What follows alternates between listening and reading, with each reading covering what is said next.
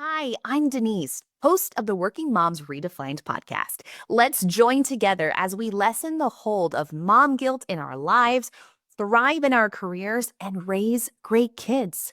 You are doing enough. Let us boost your confidence today on this episode of the Working Moms Redefined podcast. Meal planning, deciding when to start the crock pot. Should I go do a pickup? Should I pay for grocery delivery? Or should I take the time and pick out my produce and actually walk through the grocery store like I got to do with my mom as a child? All of these concepts come to mind when I think of meal planning and deciding what to make for kids and our family. Enter Niki Nichols. She not only is a phenomenal cook, but Niki and her husband own Boki's Kitchen. And this company is years in the making. A catering business that serves wholesome, nourishing food to so many, while also integrating frozen meals as part of the landscape. And I'm going to tell you right now, they are stinking delicious. In addition to owning businesses, Niki is a working mom of two bonus kids. She is active in her personal growth. She's a wife. She is one of the most intentional friends that you could ever have in your entire life, and a killer musician. Niki today is here with me to talk ways to improve our meal planning, ways to improve our efficiency in the kitchen from somebody who literally does it day in and day out. But the really even cooler part, and I get chills as I even talk about this, is that Niki shares her relationship with food and how it has changed and adjusted over the years and how it really wasn't healthy for a long period of time. And the reason that we want to go into this type of topic is because I know that you can relate, because I do as well. And before I take away or give away any more of what we're going to talk about today, Niki, welcome. Well, thank you so much for having me here as a guest. This podcast has been such a gift. You are full of such light that you're just sharing with everyone and whoever's listening. It's really literal icing on the cake for people like you and me who were doing something really different, maybe. And then, there's everybody's out there has got a special calling to do something. So just to have this space to even talk about these things is just a gift. So. Wow. If you're watching on our YouTube channel, you can feel and see my hands get sweaty and my uncomfortableness because when Niki gives kindness, it's so very genuine. But also, your icing on the cake reference was top notch. Her cream cheese icing, if you would like to know, is also very fabulous. So she can literally speak from her kitchen on this. And so, Niki, before we dive in today, right, I want to know by the end of this episode, what are our listeners going to have learned, to have taken away, to ultimately know more when it comes to food? I hope that everyone who's listening today leaves with a little bit gentler way to look at food. Maybe even have just like a thought of what your relationship with food looks like, and what it is and what it can do for your mind, body, and your soul. And just the thought that food is food and the thoughts we put behind your food is so important. In a way that Niki is a forever learner, she's also certified and very educated in the human design space. And so that's another conversation for another time that we will have 100%. And relationship with food oftentimes comes from learning about ourselves and learning about why we show up the ways that we do. And as we get to that later in the episode, I can't wait. But before that, would you share a little bit about how Boki's Kitchen came about and what inspired you really to start it? I'm so happy to. So Boki's Kitchen was born from pretty much an idea of something I was already doing. So to even go back a little further, the year 2020 was pivotal for so many of us. We, I was furloughed from my long-term healthcare career, and it was just life shattering almost. So I was very much in survival mode. What am I going to do? How am I going to get through this? my mom, who had the catering business, was calling me very devastated, saying, my jobs are canceled. I don't know what I'm going to do next. And I think a lot of people were just in that mindset of like, what's next? And so I'm not one to like sit around and not do anything. So I was like, okay, mom, I have the perfect idea. Let's do this. Just try it, see what happens. She was not super receptive, but pretty much told me, do whatever you want, go for it.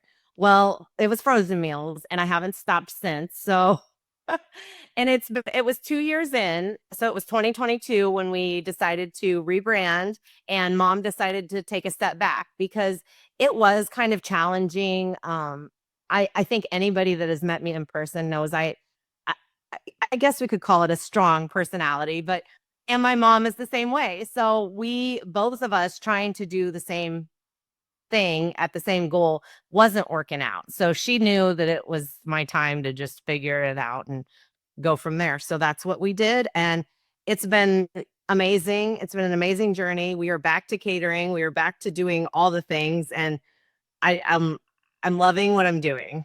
Mm. And you do it so very well. So very well. We love the fact that you offer all of these services to make our lives easier. And yet, either it be it because they don't live near you and can't take advantage of your amazing frozen meals, or if we might not have the budget in order to do so. Planning and meal planning specifically is key.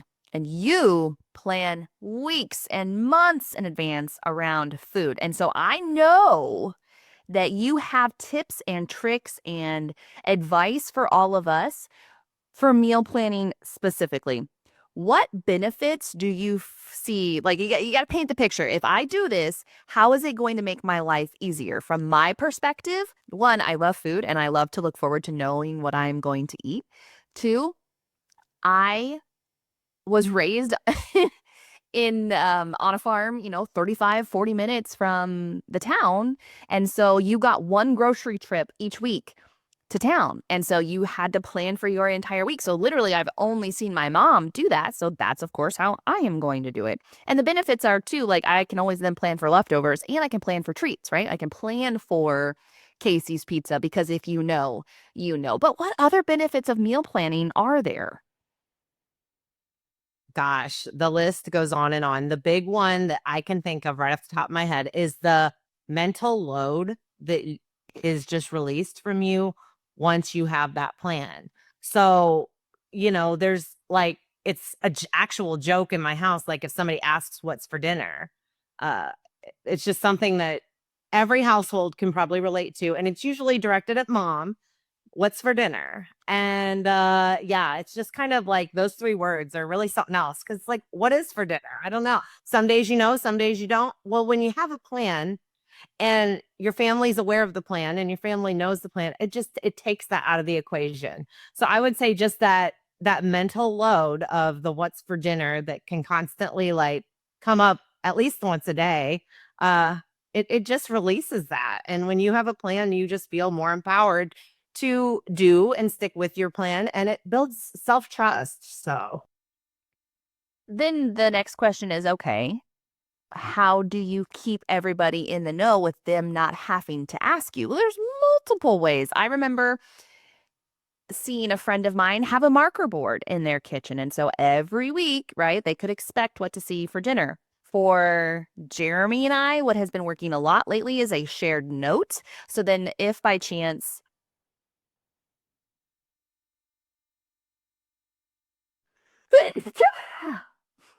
bless you. thank you. That's a good one for the bloopers. So then, if by chance I'm not going to be home in time to start making dinner, Jeremy can look at the shared note and say, "Oh, we're just having sandwiches tonight. I can go ahead and get those started." Or, "Oh, that's why the crock pot has been going." There's, those shared calendar little devices that you can have. There's a multiple ways so that the question, honestly, like you said, doesn't even get asked. And it does take some effort in the forefront. But also for me, on that shared note, I keep a running list of recipes that I like. What's on the list right now?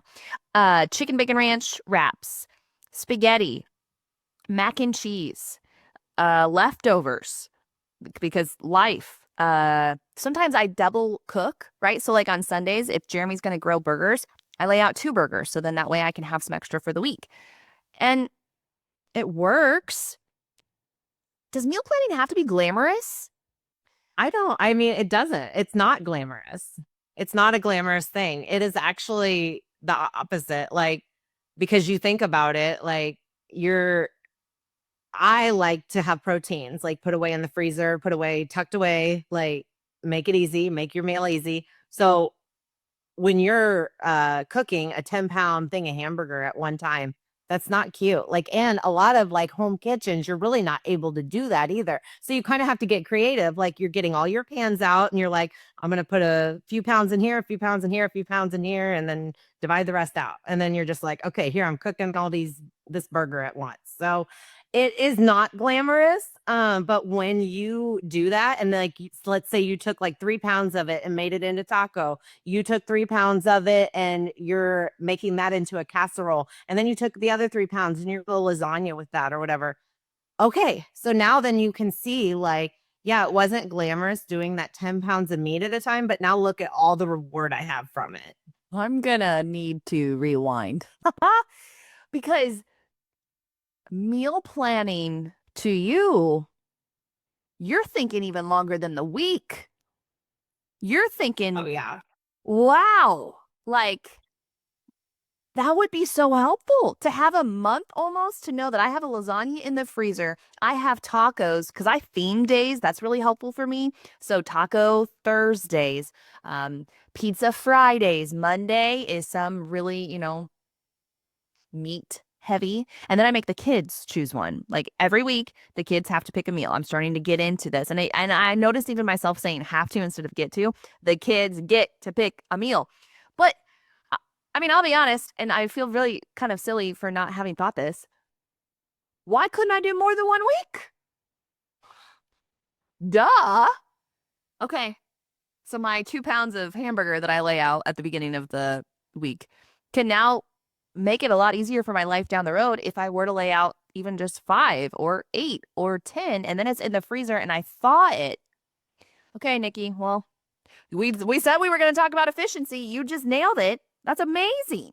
I love that you mentioned about Jeremy helping out too, because I think that's important too. If you have a partner who's willing to like chip in, like Bob, he would be honored if like brought him a family pack of chicken breasts and we're like, "Big, can you grill all these?" And I'll have them for like the week. Our lunches, I'll shred some and put them in the freezer. Like, he'd be like, "Oh yeah, I would love to stand outside and grill these." And like, he loves, because that's what men need to be able to like feed their families, and that makes them feel good too. So it's I love that you said that. So do you plan at a month at a time, or when do you sit down and make the meal plan then? Because I'm doing it on Saturday mornings watching cartoons or on the drive to church on Sundays. Yes, I definitely, for us at home, I'm doing like a week at a time. But like, for me and the jobs that I do, and it is my job to like think ahead, I'll be sometimes thinking, a couple weeks in advance for like catering jobs and stuff. But as far as home and like, what are the girls eating and what are we having as a family? I'll usually have at least 5 meals in my arsenal of meals. Like, I have the stuff on hand. I know I can put them together at any time. I'm always very flexible. Like, tacos isn't going to work tonight because I don't have time to cut up that lettuce and tomato. So let's move that to Wednesday where I know we don't have anything going on. And then Tuesday, let's get that lasagna out and we'll put it in. And then if you have an aversion to like having like beef 2 nights in a row, then spread it out even more. You have to do what works for you. And I love that you talked about Casey's Pizza, because that's what, if you want to do Pizza Friday, then do Pizza Friday. Like, you need to give yourself permission to do that. And if you need a break from cooking, that's important, because I'm going to be honest with you, I eat Casey's Pizza all the time. It's delicious. So That leads nicely into my next question is because I think sometimes working parents, moms especially, because it seems sometimes like that role of finding what's for dinner gets defaulted to the mom. I get bored and annoyed. That was part of the reason why the kids are honestly asked every week, what's something that you want to be in charge of, kind of. Do you find yourself, I mean, you have a passion for serving people. yes, that is one way through food, but when you do it for your job and your work and your career, do you find yourself maybe not having as much of a happier servant heart when you're doing it for your family? Oh, yeah, I totally resonate with that. And I would say it's gotten better as I've healed like my relationship with food and such. But just to know that like yes, it takes time to meal plan. It takes money. Like you kind of got to put more money up front. And it is just like you have to just view it as you're giving yourself the gift of time in the future, whether that be with your kids or whatever you're doing, that it make it easy for yourself. And that's what I think I try to do here. Because it's frustrating going and cooking or doing a job for like 200 people and then like, oh, my family still needs to eat. Like, so it is easy to get into that mindset of, I have like food, rah. But I just, I also, those are the nights I even more rely on the frozen meals that I make or like, whatever it be, or rely on Bob. Like he's capable too of cooking a meal. And I think if you do have a husband who's willing to help out, that is a perfect way to let them. Let them. I love it. When you provided some strategies already about, give yourself permission to order pizza or pop a frozen pizza on the pizzazz in the oven. Do you have any other strategies? And I think sometimes listening to you describe how planning ahead, like that is a strategy. I remember I dated a guy in college, and every night after the gym, he would go to the grocery store and get whatever he was going to make that night. And I remember being so frustrated with his misuse of time. Now, granted, again, Denise is controlling, but I also understand that when you plan, you're not wasting time. Like, okay, even if you knew for 2 nights what you were going to get. Now, I am not, because I know that there are women on this podcast listening right now being like, oh my gosh, I do that. No judgment, no shame. I'm impressed that you do it because it's so stressful. I remember like just going down so many aisles because there was an added stress there of, ugh, I didn't figure this out before. And we put that pressure and guilt on ourselves. So do you have any go-to strategies when life feels a little extra chaotic, or if they're wanting to maybe adjust the quote system that they currently have to be something different? Yeah, I am all about using time efficiently, and I resonate with what you said about, you're living outside of town, so you make those trips to town count, and you have make sure you get all your ingredients you need because you ain't getting to go back. I love saving time where I can, especially in the kitchen too. Like I mentioned earlier, having large amounts of protein ready to go makes your life so easy. Then you can just break them down for future meals, and you're also helping your future self. That is one of the most powerful tools, I think, is the protein. And then other than that, is because you have that plan, yeah, knock out your grocery shopping, knock out like what you need in advance, and then do some of your prep work ahead of time. Like if you know you're gonna have Philly cheesesteaks and like relish, so like cauliflower, uh carrots, celery, and dip.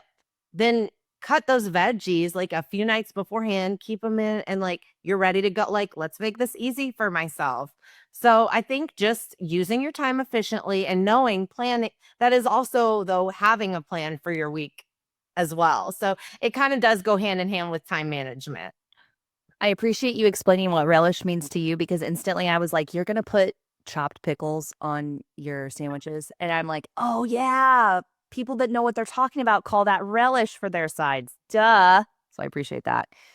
Before we get deeper into food relationships and ultimately eating disorders, what are some of your top favorite recipes to have at home or to make at home that are nutritious and yummy and good and work well with a fuller schedule, if you will?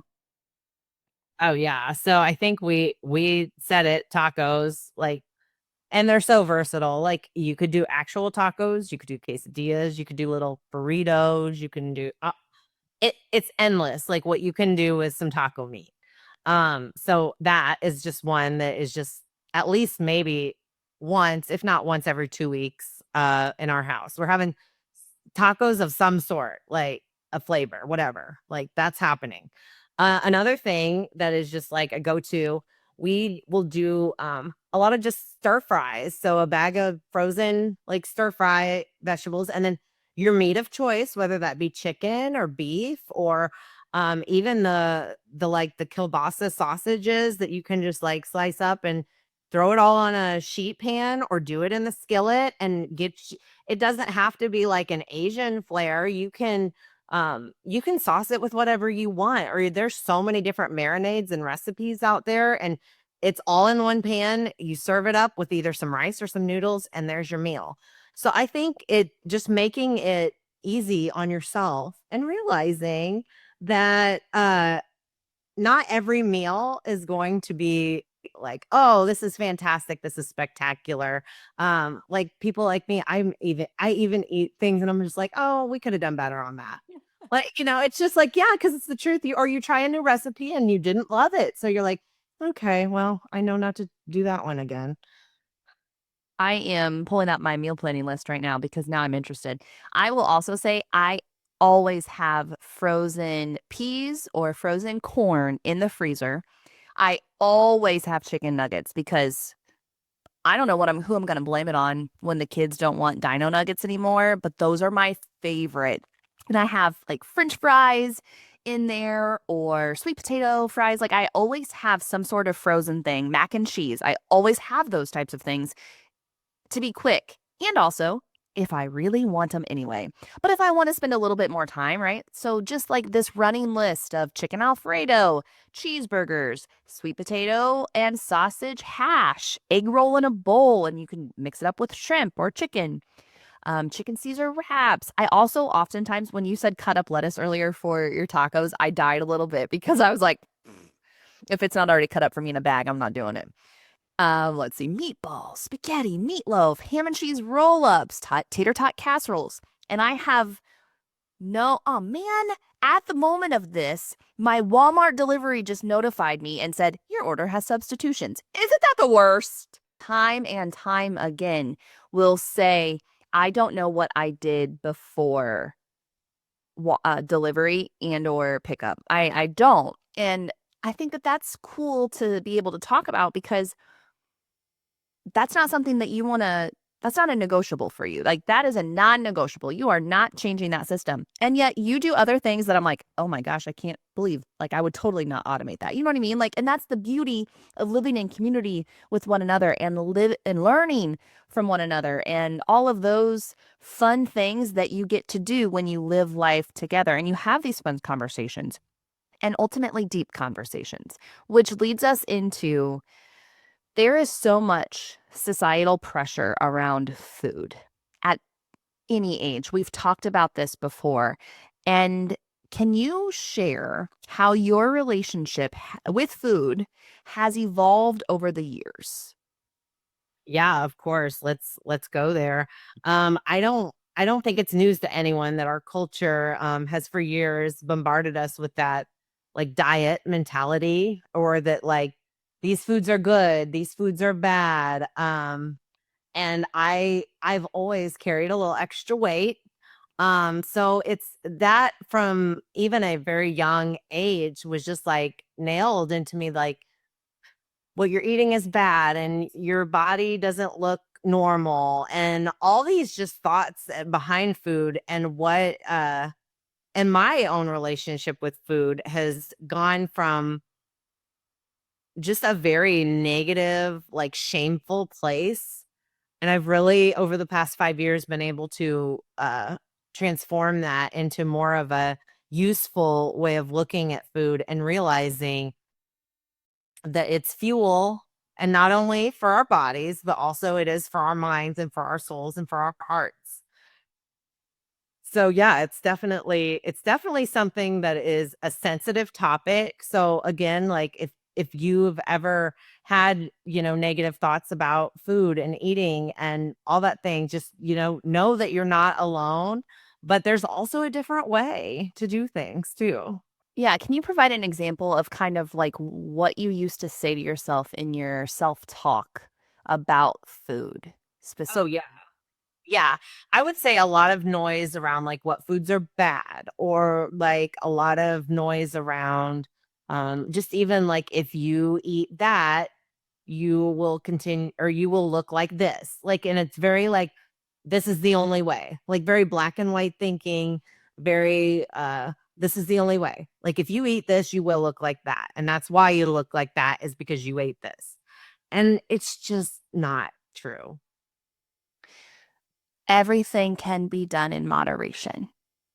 Yes. We can enjoy a chocolate chip cookie and chicken stir fry. We can have pizza and ice cream. Shout out to Shoop Shack for the best ice cream on a Friday and not place guilt on ourselves. And yet, how do we stop? What was a turning point for you, Nikki?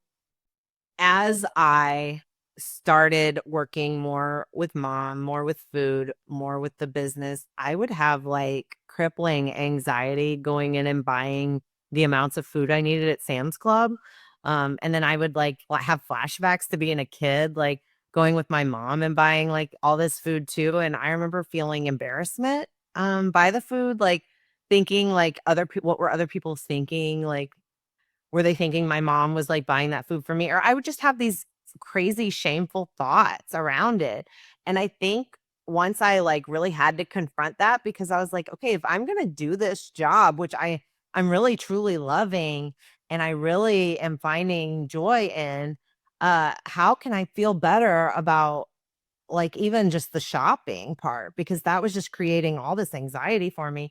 And it just took, like, a lot of practice and a lot of healing, and, I therapy is great, and there's just so many things that are there that we can rely on to help our own relationship with food, whatever that however that shows up for you. For me at the time, it was making it very difficult to even like complete the jobs I needed to because I was like, I have to go buy this now. I have to go buy this now. And then it was just like, oh, if keep buying this sugar, like that's not good. Like I'm a bad person for serving all these people sugar, or and you just get these thoughts, and you're like, where in the world is even this coming from? And it was like years and years of just the things that we've heard that we believe to be true. It was like all that subliminal programming in my life that just kept like manifesting itself. So I think once I was just like, you know what, I'm not buying into this anymore. My life really truly changed. Thank you for sharing. I can totally put myself in your shoes and know, I bet I would have thought the same thing, going grocery shopping. And because so many of us are recovering people pleasers, we consider what the eyeballs that we don't know are thinking. My mom will forever be one of the best bakers ever. And I'm not just saying that because she's my mom. She's phenomenal. And some of you who know her, you're like, yes, she is. So I love to think about from time to time. I was not chunky in high school. Sometimes, if you ever see those memes, if you do, I always giggle a little bit that say, like, man, if only fat me in high school knew if, how's it go, Nikki? Like, if that was how I defined fat, man, if they only saw me now type of thing. Like, yes, when you're in high school and you're thinking, oh my gosh, I need to be skinnier, or my hips are too large. Man, I'd love to have that body. But at the same time, that thought really doesn't enter my mind as much anymore, but it used to. And I love to joke about the fact of, yeah, I mean, I wasn't, especially looking back now, I was not overweight. Could I have toned things up? Sure, we all can. But I love to joke about the fact of like my mom baked all of the time. It's a big deal that I didn't just eat all of the time because she's amazing. And I go back and I almost wonder now, is it because she enjoyed some of what she baked in front of us? Like she didn't bake it to give it. She enjoyed it. And I sometimes consider, I'm like, man, that was really, really awesome of her. We are forever going to have meal planning and food be in our lives. It's something that's it's not going away. The relationship that we have with food, eating disorders, doing the work, all of those things are going to be on our radar, whether it's as a parent or for ourselves. And you've shared some of the struggles around food already today. And we're going to go an extra layer because women deserve it. And you want to share a story that you haven't really talked about a lot before. And I'm honored that you want to share about the fact that you actually did have an eating disorder in high school. I'm going to preface this by saying I went to high school with Niki. I had absolutely no idea. None. Because she showed up, as so many of us do, in a different way around different people. I was a chameleon. We've talked about how, you adapted to fit what was needed.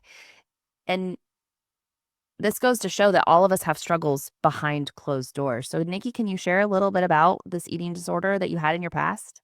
This is a very sensitive subject. And if, also like if you have been struggling with what is an eating disorder, and there are avenues of help, there's avenues of things you can go down to, see that path out. But yeah, definite like binge eating type deal. And it was definitely um even in high school too, it not that it was a reason why, but it was just like there were some kids that would make fun of me or whatever, and I just decided I didn't want to eat lunch anymore, and so I didn't, and I just wouldn't eat at school. And so that, you think about that and it's like, wow, I did that for 3 years of high school. And I'm like, everyone's relationship with food is so different. And the thoughts we have around food and through food and what it is and what it means are hardwired into our uh just our primitive beings. Food has always been around. We don't have to necessarily hunt or gather it anymore, but it is still surrounded with like thoughts of competition, like, oh, I'm gonna eat that, so it's like a lot of these just like hardwired traits, like for survival, are into our brains so much that we feel like we have to, oh, I'm gonna feed myself because I might not get any later. Or, it is so hardwired into our brains. And I think once you have a better understanding of that, it's easier to be gentler with yourself when you're healing through it. The Huberman Lab podcast has a wonderful episode all about eating disorders and kind of the science behind it. We will link that podcast episode in the show notes. And I really do love the Huberman Lab podcast anyways. It's very science-based when it comes to nutrition and wellness and health and all of those great things that so many of us really should learn about. And yet it's scary. It is scary. Let's talk about the power of food in regards to self-talk.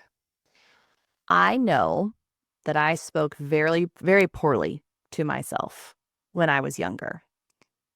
I'm fat. Oh, this shirt makes me look fat. Oh, I look so big in this. Oh, why? Why do I look ugly in this? And it ultimately went back to my mind of I'm not doing something right. Like I'm messing up. I'm eating too much of this. I'm not eating enough of this, like whatever the case might be. And I've never said this out loud. And when my mom listens to this, I know that she's going to text me. And so, Mom, don't get mad at me. Don't get me in trouble. But Niki, you and I've talked about this, right? When I was in high school, I feel like I'm going to get in trouble. Here we go. When I was in high school, my mom had some sort of diet pill. She did. Yeah, it was a 90s mom thing. Okay. So it's not what it is now. Any weight she has lost or gained has purely now been around choice. She doesn't do those types of things anymore. And I honestly should probably now have a conversation about why she felt the need to do it then. Because what are we underlying telling our kids? There were times when I saw her speak poorly about the way that she looked in the mirror as well, when she had no reason to. The same should have been extended to me, and yet I did not extend myself grace. So I'm deflecting from the story I need to tell. So I would remember if she wasn't home or sneaking some of her diet pills. I was 14, 15, 16, and sometimes I would just take them in live time. Other times I would stick them in a baggie and take them with me. And I remember one time I must have taken too many because mom's like, where did these go? And I didn't say anything. And who's to say? I mean, obviously, it didn't mess me up too bad, right? I didn't have any physical effects, but mentally, I thought I needed to take something to make it better with no education. There's so much more education now around things. When I don't want to go down that road of GLPs and all of those types of things. But what I want to go downward so down is that I thought something was wrong with me.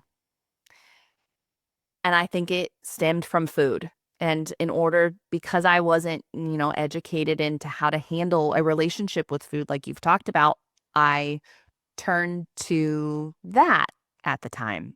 Not great, not my smartest move, which I know other people have as well. And so, what would you say to someone struggling with a disorder who might be silent or struggling with the self talk that we're telling ourselves, which ultimately really is manifestation, right? So I would let them know that you're worthy of owning your own relationship with food.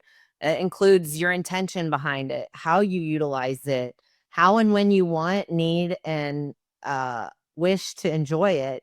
When I personally took ownership of that relationship, I was able to release over 30 years of shame around food, that I had been holding in about myself that was passed from my mom. My mom never had anything great to say about her body either. She also had diet pills that I also took. Like that, and I hate to say, Denise, even at a younger age, is what you mentioned. So that's what scares me, because I have girls, I have young girls.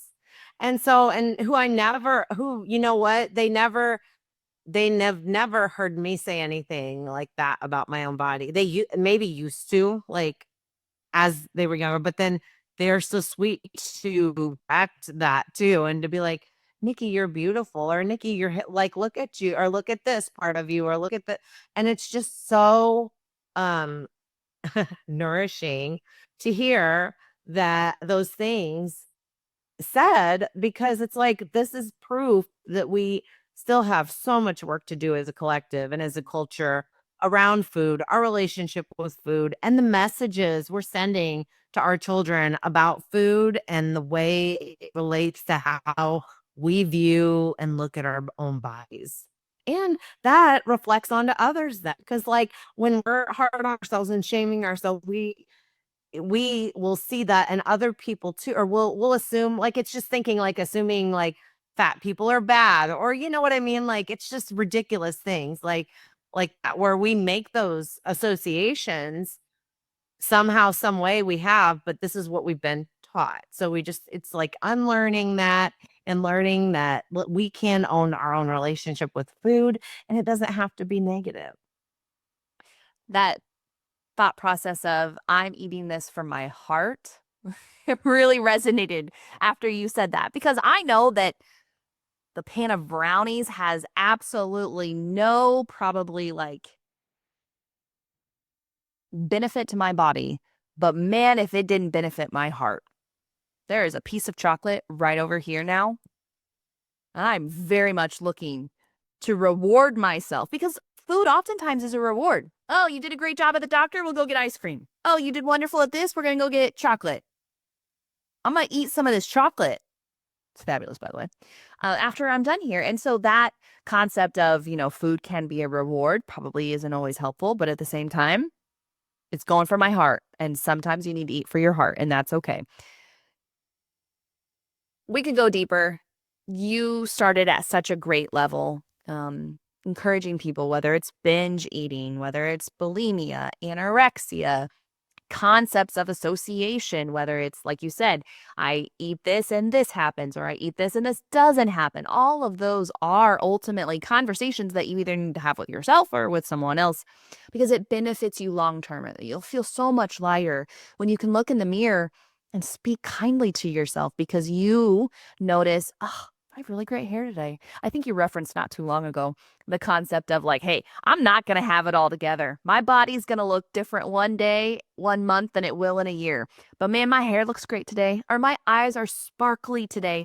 Get specific with yourself to compliment yourself so that that self-talk improves, which then maybe in turn will also help you have a healthier relationship with food. But how would you describe, Nikki, what nourishment means to you today?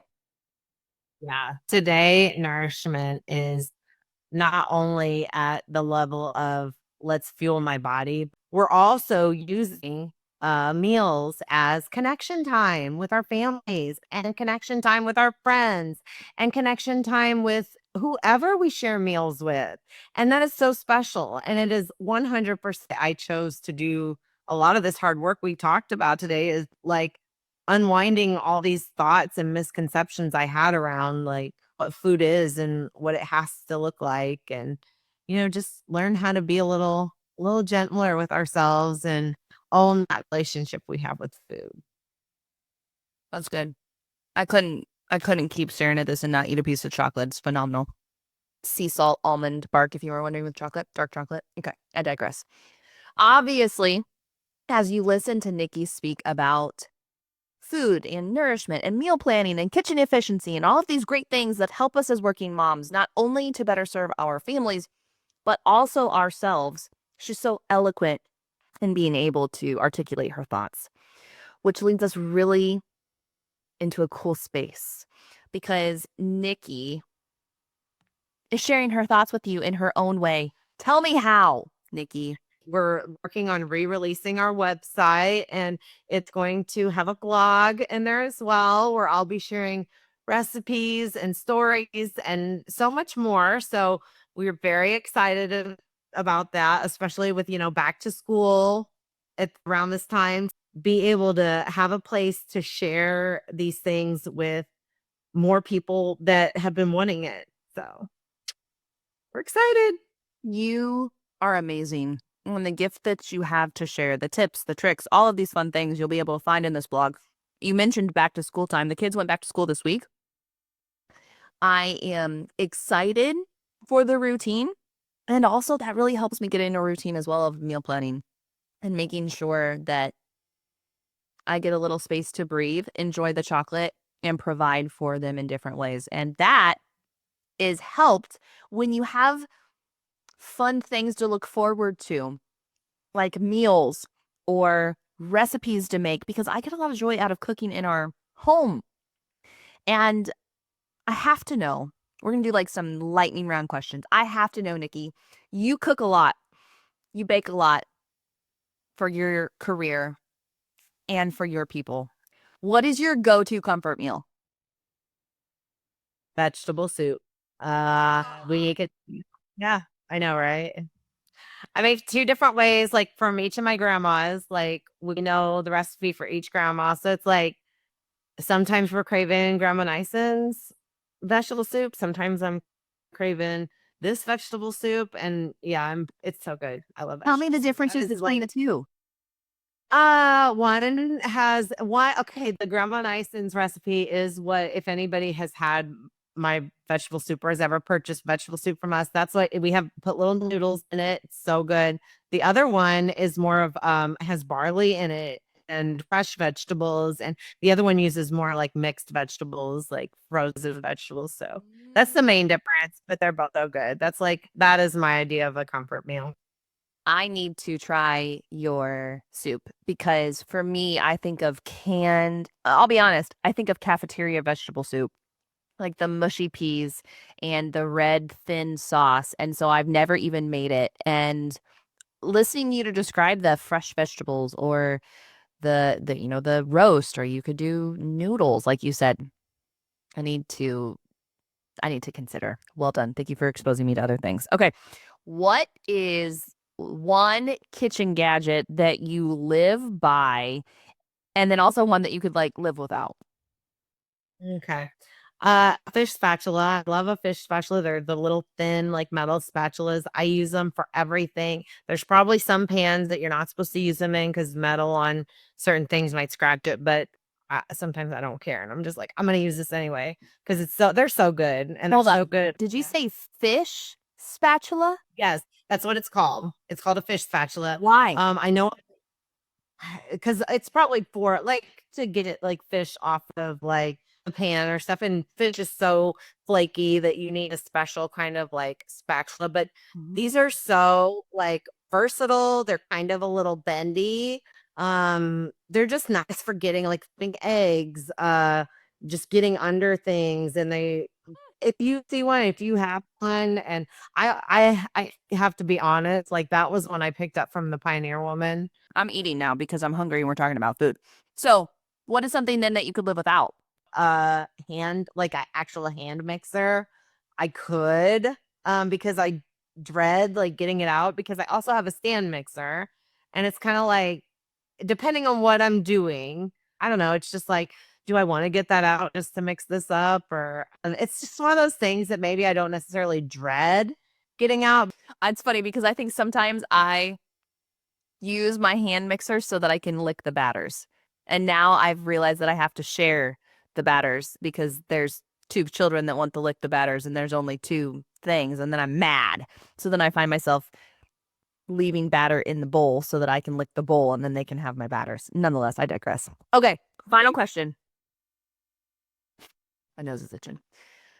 If you could invite 3 people, dead or alive, to have a meal with around your table, who would they be and what would you serve? Ooh, okay. So I would say either of my like both of my grandmas. So my dad's mom and my mom's mom. Just because I wasn't able to develop much of a relationship with them. So I would love to bring them. And then I would also bring my great grandma from my mom's side to the dinner table also. And just to kind of learn like where I came from more. And it sounds like I've come from a strong lineage of women who love to cook and who enjoy serving people. I don't know, probably just like my go-to meal of what I serve everyone else. It's like roast, twice baked mashed potatoes, green beans, layered lettuce salad. We'd have some kind of dessert, maybe Texas sheet cake. So, and then tea or lemonade drink. Fabulous. Fabulous. And um, ironically, I had that exact meal a couple weeks ago when you catered my cousin's wedding. So, yay, it was delicious. And I had so much, I guess it was wedding rehearsal. Nonetheless, I got to enjoy it and it was phenomenal. And when you leave here, listeners, know that you are seen, you are heard, your frustrations are there, but yet there's a desire to do something about it. And Niki is proof in that.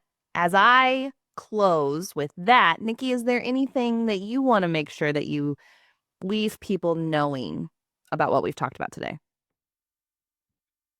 Of course. Please know that you are worthy of owning your own relationship with food. It is safe to talk about your struggles with food, even though you might not feel safe sharing it with the person next to you.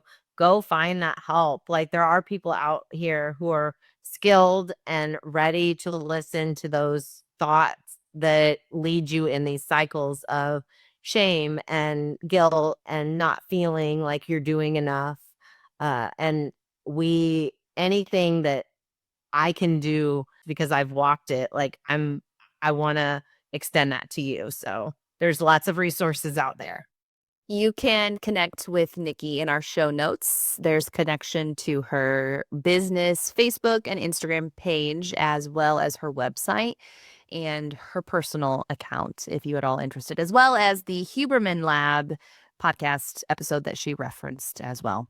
With that, I'm going to go make sure that my meal plan is set for next week and I provide something in there that I am making for my heart, not for my hips, because now I'm officially hungry for brownies. So, Niki, on that note, thank you for being here.